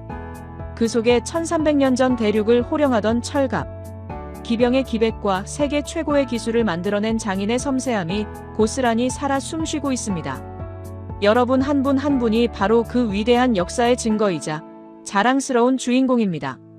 오늘 이 영상이 여러분의 가슴 속에 잠들어 있던 자부심을 깨우는 계기가 되었기를 바랍니다. 나는 자랑스러운 대한민국의 후손이다. 지금 이 순간 가슴이 벅차오르신다면 좋아요를 눌러주세요. 여러분의 좋아요는 잊혀진 영웅들을 세상 밖으로 불러내는 나팔소리가 됩니다. 아직 밝혀지지 않은 우리 조상들의 위대한 발자취를 끝까지 함께 찾고 싶으시다면 구독과 알림 설정을 부탁드립니다. 여러분이 구독 버튼을 누르는 순간 역사를 지키는 든든한 지원군이 되어주시는 겁니다. 그리고 댓글로 남겨주세요. 1300년 만에 고향 소식을 들은 고구려 사신들에게, 그리고 80년 전 고난을 이겨낸 우리 할아버지, 할머니들에게 전하고 싶은 따뜻한 한마디를 적어주세요. 고생하셨습니다. 감사합니다. 우리가 잊지 않겠습니다. 여러분의 댓글 하나하나가 모여 역사의 빈 페이지를 채우는 아름다운 기록이 될 것입니다. 저는 내일도 전 세계 곳곳에 숨겨진 대한민국의 보석 같은 이야기, 가슴 뜨거운 감동 사연을 찾아 다시 돌아오겠습니다. 역사를 잊지 않는 민족에게 미래는 언제나 밝습니다. 시청해주셔서 감사합니다. 지금 전 세계 고고학계와 주요 외신들이 대한민국 서울, 북한산의 한 봉우리를 주시하며 경악을 금치 못하고 있습니다. 조금 전 한국을 찾은 세계적인 역사학자가 험한 바위산 정상에서 비명을 지르며 오열하는 모습이 포착되었기 때문입니다. 그는 평소 한국의 고대사는 중국과 일본의 아류일 뿐이라며 비아냥대던 인물이었습니다. 그런 그가 도대체 무엇을 보았기에 1500년 된 차가운 돌덩이 앞에서 자신의 모든 지식을 부정하며 무릎을 꿇은 것일까요? 그가 덜덜 떨리는 손으로 이끼를 걷어낸 순간 그곳에는 일본이 그토록 숨기고 싶어 했고 중국이 두려워했던 한반도의 진짜 주인에 대한 증거가 새겨져 있었습니다. 단순한 영토 확장의 기록이 아니었습니다. 1500년 전 이미 현대 경제학을 뛰어넘는 최첨단 농업, 혁명과 적국의 왕자마저 왕으로 세우는 소름 돋는 포용의 리더십. 서양이 야만의 시대를 걷고 있을 때 동방의 이 작은 나라는 이미 완벽한 제국을 완성해 놓고 있었던 것입니다. 이건 기적이다. 우리는 그동안 한국을 완전히 잘못 알고 있었다. 현장에서 터져나온 그의 탄식은 지금 전 세계로 타전되고 있습니다. 한국인조차 잘 몰랐던, 아니 교과서 한 귀퉁이에서 지나쳤던 이 위대한 유산의 정체. 오늘 그 가슴 벅찬 진실이 공개됩니다. 이 영상은 단순한 사연이 아닙니다. 우리 민족의 잃어버린 자부심을 되찾는 여정입니다. 더 많은 분들이 이 진실을 알 수 있도록 영상 시작 전 좋아요와 구독 부탁드립니다. 여러분의 클릭 한 번이 역사 왜곡을 막는 큰 힘이 됩니다. 지금으로부터 몇 년 전 무더위가 기승을 부리던 어느 여름날이었습니다. 저는 그저 한국의 산세나 구경하려는 가벼운 마음으로 서울 북한산 비봉을 오르고 있었습니다. 당시에 저는 한국이라는 나라가 가진 저력을 전혀 알지 못했으니까요. 하지만 그 가파른 바위 언덕을 넘어서는 순간 제 인생을 송두리째 바꿀 운명적인 만남이 저를 기다리고 있었습니다. 그날은 정말이지 숨이 턱턱 막힐 정도로 무더위가 기승을 부리던 한여름의 어느 날이었습니다. 한국의 여름은 제가 나고 자란 유럽의 건조하고 쾌적한 여름과는 차원이 다른 마치 거대한 한증막 속에 들어와 있는 듯한 묵직한 습도를 품고 있었습니다. 등줄기를 타고 흐르는 땀방울이 셔츠를 적시다 못해 바지 허리춤까지 축축하게 만들었고 뜨거운 태양 아래 달궈진 화강한 바위들이 뿜어내는 열기는 제 얼굴을 붉게 익어가게 만들고 있었습니다. 거친 숨을 몰아쉬며 한 걸음 한 걸음 내딛는 것조차 고통스러운 수행처럼 느껴지던 그 순간 제 앞에는 저를 이곳으로 이끈 한국인 친구이자 저명한 역사학 교수인 김 교수가 마치 산짐승처럼 가볍고 능숙한 몸놀림으로 바위 능선을 오르고 있었습니다. 저는 평생을 서양 고대사, 특히 로마 제국의 장대한 도로망이나 그리스의 신전 건축을 연구하는 데 바쳐온 사람으로서 나름대로 역사의 현장을 많이 누벼봤다고 자부해왔지만 서울이라는 인구 1000만의 거대 도시 한복판에 이토록 험준하고도 야생적인 아름다움을 간직한 바위산이 우뚝 솟아있다는 사실에는 적잖이 충격을 받고 있었습니다. 우리가 향하던 곳은 북한산의 수많은 봉우리 중에서도 비봉이라 불리는 곳이었습니다. 사실 저는 이날 아침까지만 해도 김 교수의 등산 제안을 반신반의하며 억지로 따라 나선 참이었습니다. 솔직히 고백하건대 당시 제가 한국의 고대 국가인 신라에 대해 가지고 있던 지식은 지극히 단편적이고 편협한 수준에 머물러 있었습니다. 고구려의 광활한 영토나 백제의 세련된 문화에 비해 한반도 동남쪽 구석진 곳에 자리 잡았던 신라는 발전이 가장 늦었고 국력도 미약했던 작은 나라라는 것이 제 머릿속에 박힌 고정관념이었습니다. 그런 소국이 어떻게 쟁쟁한 경쟁자들을 물리치고 삼국을 통일할 수 있었는지 서구학계의 오만한 시선으로는 그저 당나라라는 외세의 도움을 빌린 우연한 승리거나 운이 좋았던 결과물이 아니었을까 하는 얕은 의구심을 가지고 있었던 것이 사실입니다. 김 교수는 그런 제 속마음을 이미 훤히 꿰뚫어보고 있다는 듯 산행을 시작하기 전 의미심장한 미소를 지으며 제게 딱 한마디를 건넸었습니다. 그곳에 올라가면 당신이 책상머리에서 배웠던 한반도의 역사가 얼마나 좁은 시각이었는지 그리고 이 작은 나라가 품었던 꿈의 크기가 얼마나 거대했는지 온몸으로 느끼게 될 것이라고 말입니다. 가파른 화강한 바위를 거의 네 발로 기어오르다시피 하며 허벅지가 터질 듯한 고통을 참아낸 끝에 겨우 정상 부근에 도착했을 때 제 눈앞에는 실로 믿을 수 없을 만큼 장엄하고 압도적인 풍경이 펼쳐졌습니다. 발 아래로는 빽빽한 빌딩 숲으로 이루어진 서울이라는 거대한 메트로폴리스가 끝없이 펼쳐져 있었고 그 콘크리트 정글 사이를 유유히 가로지르는 한강의 물줄기가 오후의 햇빛을 받아 마치 살아있는 용의 비늘처럼 눈부시게 반짝이고 있었습니다. 거세게 불어오는 산바람이 온몸에 땀을 식혀주며 정신을 번쩍 들게 했지만 제 가슴을 진정으로 세차게 뛰게 만든 것은 시원한 바람이 아니라 그 산꼭대기, 하늘과 맞닿은 그곳에 홀로 외롭게 서 있는 비석 하나 때문이었습니다. 지금 그 자리에 서 있는 것은 박물관으로 옮겨진 진품을 대신에 세워둔 복제품이라고 김 교수가 설명해 주었지만 그 비석이 뿜어내는 묵직한 아우라는 결코 가벼운 것이 아니었습니다. 1500년이라는 아득한 시간을 뛰어넘어 그 자리에 존재하는 역사의 증인 앞에서 김 교수는 비석의 거친 표면을 어루만지며 아주 흥미롭고도 드라마틱한 이야기를 들려주기 시작했습니다. 지금으로부터 약 200년 전인 1816년 7월, 지금의 우리처럼 가만히 있어도 땀이 흐르는 무더위가 기승을 부리던 어느 여름날에 2명의 젊은 조선 선비가 바로 이 자리에 섰다고 합니다. 그중 한 명은 훗날 당대 최고의 석학이자 명필로 추앙받게 될 추사 김정희였습니다. 당시 혈기왕성한 31살의 김정희는 친구와 함께 호기심 하나만으로 이 높은 곳까지 올라왔고, 그때까지만 해도 사람들은 이 비석을 그저 조선 건국을 도운 무학대사가 세운 비석 정도로 잘못 알고 있었다고 합니다. 1000년이 넘는 세월 동안 비바람에 깎이고 두꺼운 이끼가 비석 전체를 뒤덮고 있어서 누구도 그 진가를, 그 안에 숨겨진 거대한 비밀을 알아보지 못했던 것입니다. 하지만 천재는 천재를 알아보는 법일까요? 김정희는 남다른 직감과 학구열로 비석을 뒤덮은 두꺼운 이끼를 맨손으로 걷어내기 시작했습니다. 거친 돌 표면을 손톱이 닳도록 긁어내고 챙겨온 물을 부어 닦아내자 그 속에 숨죽이고 있던 글자들이 무려 1200년 만에 세상 밖으로 그 희미한 윤곽을 드러냈습니다. 김 교수의 생생한 묘사를 들으며 저는 마치 제가 1816년의 그 현장으로 시간 여행을 떠나 김정희의 어깨 너머로 그 순간을 목격하고 있는 듯한 전율을 느꼈습니다. 김정희의 떨리는 손끝에서 드러난 첫 번째 판독 결과, 그것은 바로 지능태왕이라는 4글자였습니다. 태왕이라니요. 저는 그 단어를 듣는 순간 제 귀를 의심하며 김 교수를 다시 쳐다보았습니다. 태왕은 왕 중의 왕, 즉 황제와 다름없는 절대적인 칭호입니다. 당시 동아시아 질서에서 황제는 오직 중국의 지배자만이 사용할 수 있는 칭호라고 배웠던 제게 한반도 귀퉁이의 작은 나라 신라의 왕이 스스로를 태왕이라 칭했다는 사실은 제가 알고 있던 역사적 상식과 정면으로 배치되는 충격적인 사건이었습니다. 이 발견은 실로 엄청난 의미를 내포하고 있었습니다.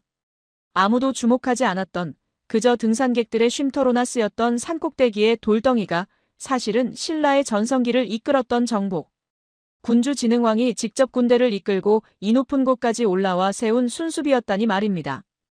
여기서 순수라는 말은 단순히 구경을 다닌다는 뜻이 아닙니다. 황제가 천하를 돌아다니며 하늘과 산천의 제사를 지내고 백성들의 삶을 직접 살피며 자신의 통치권이 미치는 영역을 확인하는 고대 제왕들의 신성한 통치 행위를 뜻합니다. 즉, 진흥왕은 단순히 영토를 넓힌 것을 기념하기 위해 비석을 세운 것이 아니라 자신이 확보한 영토를 직접 발로 밟으며 확인하고 그곳을 신라의 천하, 곧 자신의 제국으로 선포하는 황제의 위엄을 만천하에 과시했던 것입니다. 저는 비봉 정상에 위태롭게 서서 김 교수가 손가락으로 가리키는 방향을 따라 시선을 옮겼습니다. 맑은 날에는 한강하고는 물론이고 멀리 서해 인천 앞바다까지 한눈에 들어온다는 그곳을 바라보며 상상에 잠겼습니다.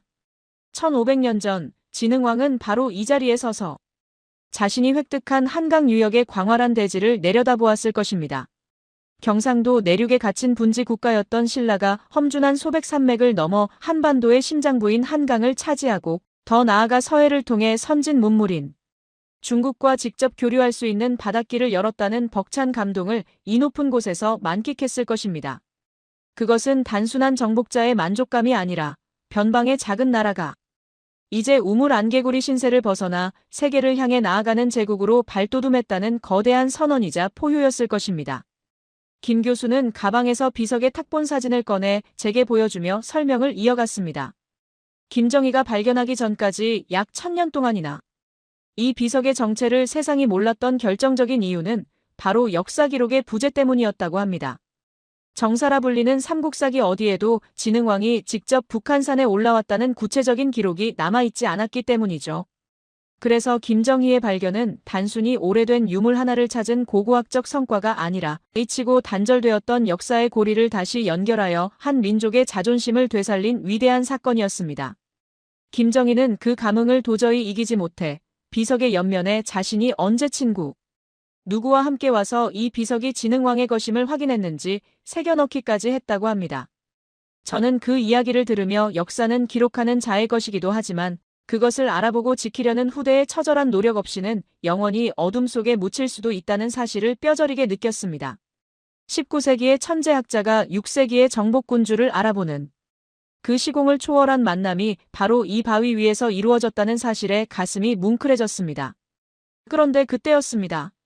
비석을 바라보며 상념에 잠겨있던 저를 보며 김 교수가 갑자기 표정을 아주 진지하게 바꾸더니 저에게 날카로운 질문을 던졌습니다. 교수님, 그런데 한번 생각해 보십시오. 진흥왕이 과연 단순히 나 땅 이만큼 넓혔다고 자랑하고 싶어서 병사들을 혹사시켜가며 이 무거운 돌을 굳이 이 험하고 높은 산꼭대기까지 끌고 올라와 비석을 세웠을까요? 1500년 전의 기술로. 이 작업을 수행하는 것은 엄청난 국력과 인력이 소모되는 일입니다.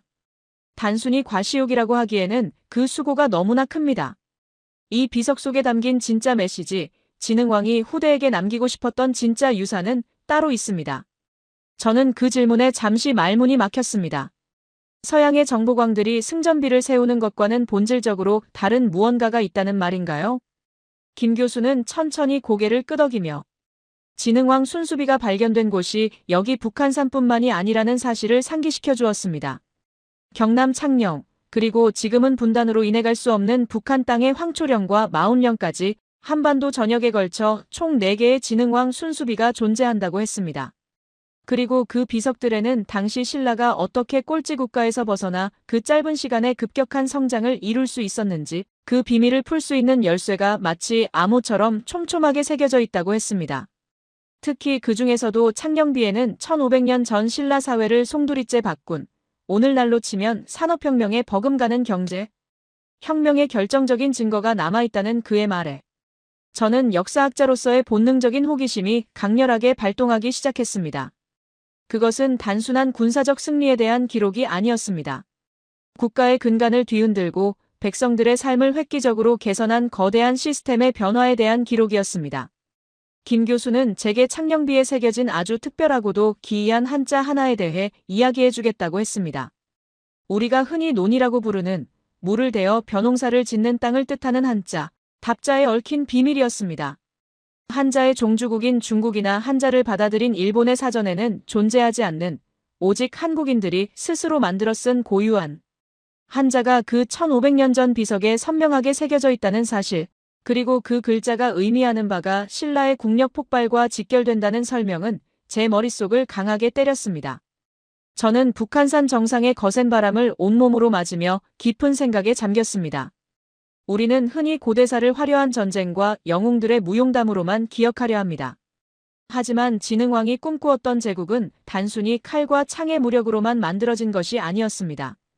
백성들의 먹고 사는 문제를 근본적으로 해결하고 생산력을 극대화하여 경제적 풍요를 이룩한 탄탄한 바탕 위에서야 비로소 강력한 군대 양성과 지속적인 영토 확장이 가능했던 것입니다. 1500년 전 이 땅의 리더들은 이미 현대 경제학이 강조하는 부국 강병의 원리를 정확히 꿰뚫고 있었고 그것을 국가 정책으로 실현해냈던 것입니다. 산 아래를 다시 한번 내려다보았습니다. 빽빽하게 들어선 서울의 아파트 단지와 하늘을 찌를 듯한 마천루들이 보였습니다. 오늘날 대한민국이 전쟁의 폐허를 딛고 일어나 세계적인 경제대국으로 성장한 그 저력의 뿌리가 어쩌면 1500년 전 진흥왕 시대에 이미 싹트고 있었던 것은 아닐까 하는 생각이 뇌리를 스쳤습니다. 김 교수는 이제 산을 내려가면서 그 구체적인 증거들을 하나하나 이야기해 주겠다고 했습니다. 쌀농사를 통한 농업혁명에서 시작하여 강대국들 사이에서 살아남기 위해 펼쳤던 국제 외교전을 방불케 하는 치열한 수싸움, 그리고 적국의 왕자마저 내 편으로 만드는 소름, 돋는 포용의 리더십까지 비석에 새겨진 이야기는 이제 겨우 서막을 올렸을 뿐이라고 했습니다. 저는 마지막으로 비봉의 비석을 한 번 더 경건한 마음으로 어루만졌습니다. 거칠고 차가운 돌의 감촉이 손끝에 전해졌지만 그 안에 담긴 역사의 무게와 뜨거운 열정은 제 심장을 요동치게 만들었습니다. 서양인인 제가 그동안 알지 못했던, 아니 서구 중심의 사고방식에 갇혀 알려고조차 하지 않았던 동방의 작은 나라가 품고 있던 위대한 제국의 서사시가 이제 막 그 첫 장을 열고 있었습니다. 저는 떨리는 가슴을 안고 김 교수의 뒤를 따라 하산을 시작했습니다.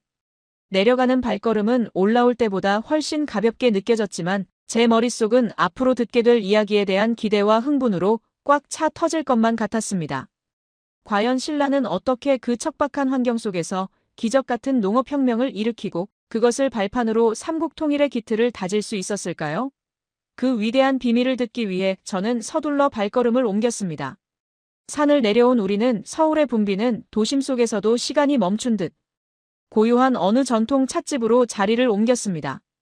등산으로 온몸에 진이 다 빠진 상태였지만 은은한 나무, 향기와 함께 얼음을 띄운 붉은 빛깔의 오미자차 한 잔을 마시자 비로소 정신이 맑아지는 기분이었습니다. 창밖으로 보이는 현대적인 서울의 풍경과 찻집 내부의 고풍스러운 분위기가 묘한 대조를 이루는 그곳에서 김 교수의 역사 강의는 멈추지 않고 이어졌습니다. 그는 가방에서 아주 두툼하고 묵직해 보이는 자료 뭉치를 꺼내 탁자 위에 조심스럽게 펼쳐놓았습니다. 그것은 우리가 방금 보고 온 북한의 비석이 아닌 경상남도 창녕에서 발견된 또 다른 진흥왕 순수비에 관한 정밀 분석 자료들이었습니다. 대한민국 국보 제33호로 지정된 이 창녕비는 발견 당시의 에피소드부터가 기가 막힌 사연을 품고 있었습니다. 김 교수의 설명에 따르면 일제강점기 시절 소풍을 갔던 학생들이 우연히 산기슭에서 이 비석을 발견했다고 합니다. 하지만 당시 학교장이었던 일본인은 이 위대한 발견을 마치 자신의 공로인 양가로체 학계에 보고했고 오랫동안 그 진실이 가려져 있었다고 합니다. 역사를 빼앗으려 했던 자들과 그것을 지켜내려 했던 땅의 기억, 그 씁쓸한 이야기를 들으며 저는 역사를 대하는 태도에서부터 느껴지는 무게감을 다시 한번 실감했습니다. 게다가 이 비석은 1500년이라는 세월 동안 비바람에 시달리며 마모되어 육안으로는 전체 글자 중 3분의 1 이상을 도저히 판독할 수 없을 만큼 훼손된 상태였다고 합니다. 하지만 김 교수가 제게 보여준 것은 단순한 먹물 탁본이나 흐릿한 사진이 아니었습니다. 그는 현대 과학기술이 밝혀낸 놀라운 성과를 보여주었습니다. 바로 최첨단 3차원 레이저 스캔 기술을 이용해 마모된 비석 표면의 미세한 굴곡과 깊이까지 읽어낸 디지털 복원 데이터였습니다. 사람의 눈이나 종이를 대고 문지르는 탁본으로는 놓칠 수밖에 없는 돌 표면에 남은 아주 미세한 홈 하나하나까지 찾아내어 1500년 전의 문자를 완벽하게 되살려낸 것입니다. 마치 과학수사대가 범죄 현장의 지문을 찾아내듯 현대의 한국 학자들은 집요하고 끈질기게 과거의 흔적을 추적했습니다. 그리고 그 치열한 과정 끝에 학계를 발칵 뒤집어 놓은 글자 하나가 세상 밖으로 드러났습니다. 김 교수는 붉은 펜으로 자료의 한 부분을 크게 동그라미 치며 저에게 보여주었습니다. 그것은 바로 밭전자 위에 물수자가 합쳐진 글자, 바로 논답자였습니다. 저는 처음에는 그 글자가 왜 그토록 대단한 발견인지 즉각 이해하지 못했습니다. 한자 문화권인 한국에서 한자를 쓰는 것이 무엇이 특별한가 싶었기 때문입니다. 하지만 김 교수의 이어지는 설명은 제 상식을 완전히 깨뜨리고 전율을 안겨주었습니다. 교수님, 이 글자는 한자의 종주국인 중국의 자전에도 그리고 한자를 받아들인 일본의 사전에도 존재하지 않는 글자입니다. 오직 한국인들이, 신라 사람들이 스스로 만들어낸 글자입니다. 중국에서는 물이 있는 밭을 수전이라고 두 글자로 풀어 쓰는데 유독 신라의 비석에서만 물과 밭을 위아래로 합쳐 하나의 새로운 글자로 창조해 사용했다는 것입니다. 이것은 단순한 문자 표기의 차이가 아니었습니다. 1500년 전 신라 사람들에게 벼농사, 즉 논농사가 남의 나라. 글자를 빌려 쓰는 것만으로는 도저히 표현할 수 없을 만큼 독자적이고 필수적인 생존 기반이자 국가의 핵심 산업이었다는 사실을 증명하는 결정적인 증거였습니다. 언어는 존재의 집이라는 말처럼 신라인들에게 노는 단순한 경작지가 아니라 국가의 운명을 짊어진 터전이었던 것입니다. 김 교수는 여기서 한 걸음 더 나아가 신라가 이룩한 경제혁명에 대해 열변을 토하기 시작했습니다. 고대 국가에서 국력은 곧 인구수였고 인구를 부양할 수 있는 힘은 전적으로 식량 생산량에서 나왔습니다. 건조한 밭농사에 비해 물을 가두어 짓는 논농사는 단위 면적당 생산량이 비교할 수 없을 만큼 월등히 높습니다. 물을 대어 벼를 키우는 기술이 국가적으로 보편화되었다는 것은 곧 먹고 남는 잉여 생산물이 생겨나고 이를 바탕으로 인구가 폭발적으로 증가할 수 있는 토대가 마련되었다는 것을 의미합니다. 창녕비에 새겨진 그 답자 하나는 신라가 당시 농업, 생산력의 한계를 뛰어넘어 폭발적인 경제성장을 이루고 있었다는 사실을 웅변하고 있는 셈입니다. 저는 그제야 진흥왕이 어떻게 그 많은 군대를 유지하고 험준한 산맥을 넘어 영토를 확장할 수 있었는지 이해가 되기 시작했습니다. 나폴레옹이 군대는 배로 움직인다고 했듯 풍부한 식량 생산 없이는 제국의 꿈도 불가능했을 테니까요. 더욱 놀라운 사실은 이러한 농업혁명이 단순히 농부들이 씨앗을 뿌리는 수준이 아니었다는 점입니다. 김 교수는 울산의 오현 유적에서 발견된 고고학적 증거사진을 보여주었습니다. 그곳에서는 청동기 시대부터 삼국시대에 이르는 논의 흔적이 층층이 발견되었는데 신라시대로 넘어오면서 논의 면적이 비약적으로 넓어지고 구획이 마치 바둑판처럼 반듯하게 정리된 모습이 확인되었습니다. 그리고 그 논바닥 흙 속에서 아주 선명하고 충격적인 흔적이 발견되었습니다. 그것은 바로 소의 발자국이었습니다. 1500년 전 진흙 속에 찍힌 소의 발자국이 그대로 굳어 화석처럼 남은 것입니다. 이것은 무엇을 의미할까요? 바로 우경, 즉 소를 이용해 밭을 가는 기술이 보편화되었다는 뜻입니다. 사람이 괭이질을 하는 것과 소가 쟁기를 끄는 것은 차원이 다른 생산성의 차이를 만듭니다. 김 교수는 덧붙여 말했습니다. 교수님, 당시 소는 지금의 트랙터나 다름없는 최첨단 농기계였습니다. 신라 정부는 이 소를 이용한 경작법을 국가정책으로 장려하고 보급했습니다. 게다가 신라 고분 곳곳에서 출토되는 정교한 철제, 농기구들은 당시 신라가 무기를 만드는 최첨단 제철 기술을 농업에 과감하게 접목시켰음을 보여줍니다. 전쟁 무기를 만들 쇠를 녹여 농기구를 만들었다는 것은 그만큼 농업, 생산력 증대를 국정의 최우선 과제로 삼았다는 뜻입니다. 오늘날로 치면 최신형 자동화 설비와 스마트팜 기술을 도입해 농업혁명을 일으킨 것과 다를 바가 없는 충격적인 발전이었습니다. 김 교수는 여기서 멈추지 않고 경상북도 영천에 있는 청제비에 대한 이야기를 꺼냈습니다. 진흥왕의 바로 앞 시대인 버풍왕 때 세워진 이 비석에는 거대한 저수지를 축조하고 관리한 기록이 상세하게 남아있다고 했습니다. 농사를 위해 대규모 수리시설을 만들고 국가가 나서서 물을 관리했다는 것은 신라가 이미 고도의 행정력과 토목기술을 갖춘 시스템 국가였음을 증명합니다. 하늘만 바라보며 비가 오기만을 기다리는 원시적인 농업이 아니라 인간의 지혜와 힘으로 물을 가두고 다스리며 가뭄과 홍수를 대비하는 계획 경제가 1500년 전에 이미 실행되고 있었던 것입니다. 창녕비에 새겨진 39명의 고위 관료들의 이름, 그들이 단순히 왕을 따라 유람을 온 것이 아니라 이러한 국가적 사업을 점검하고 백성들을 독려하기 위해 현장에 파견된 엘리트 집단이었다는 사실도 새롭게 다가왔습니다. 저는 찻잔을 들어 입에 가져갔지만 차가 다 식도록 마시는 것도 잊은 채 김 교수의 이야기에 완전히 빠져들었습니다. 우리가 흔히 신라를 화려한 금관이나 불교 문화 혹은 화랑의 낭만 정도로만 기억하는 동안 그 이면에는 이토록 치밀하고 과학적인 경제 시스템이 통휘바퀴처럼 작동하고 있었던 것입니다. 답이라는 글자 하나를 창조해낼 만큼 주체적이었고 소와 철을 이용해 대지를 개간하고 저수지를 막아 물길을 돌리는 대역사를 감행했던 사람들. 진흥왕의 정복전쟁과 영토 확장은 어느 날 갑자기 일어난 기적이 아니라 할아버지와 아버지 세대부터 차곡차곡 쌓아올린 탄탄한 경제력과 기술력이 있었기에 가능한 필연적인 결과였습니다. 김 교수는 창녕비에 대한 설명을 마치며 진흥왕이 이토록 농업과 토지에 집착했던 이유가 결국은 더 큰 꿈을 위한 포석이었다고 힘주어 말했습니다. 단순히 노동력을 확보해 성을 쌓는 단계에서 벗어나 토지의 생산성 자체를 극한으로 높여 국가의 부를 축적하는 단계로 진입한 신라. 이제 고가는 가득 찼고 무기고에는 예리한 철제 무기들이 쌓였으며 든든하게 먹고 자란 건강한 젊은이들이 군인으로 성장했습니다. 준비는 끝났습니다. 이제 웅크리고 있던 호랑이, 진흥왕에게 남은 것은 이 폭발 직전의 국력을 밖으로 분출시키는 것뿐이었습니다. 하지만 전쟁은 단순히 힘만 세다고 배가 부르다고 이기는 단순한 게임이 아닙니다. 당시 신라 주변에는 신라보다 훨씬 더 강대하고 역사가 깊은 고구려와 백제가 눈을 부라리며 버티고 있었습니다. 특히 고구려는 대륙을 호령하던 동북아시아의 패자로 군림하던 거인이었고 백제는 오랜 세월 신라와 동맹을 맺어 고구려를 함께 막아온 형제 같은 나라였습니다. 김 교수는 이제 우리가 아주 냉혹하고도 비정한 국제정치의 현장으로 들어가야 한다고 목소리를 낮췄습니다. 100년 동안 이어져 온 굳건한 동맹을 하루아침에 배신하고 어제의 적과 손을 잡는 충격적인 반전 드라마가 기다리고 있다고 말입니다. 진흥왕 순수비에는 그 피비린내 나는 외교전의 비밀과 살아남기 위해 악마와도 거래해야 했던 군주의 고뇌가 숨겨져 있다는 김 교수의 말에 저는 등골이 오싹해지는 기분을 느꼈습니다. 과연 진흥왕은 그 탄탄한 경제력을 바탕으로 어떤 위험한 선택을 했을까요?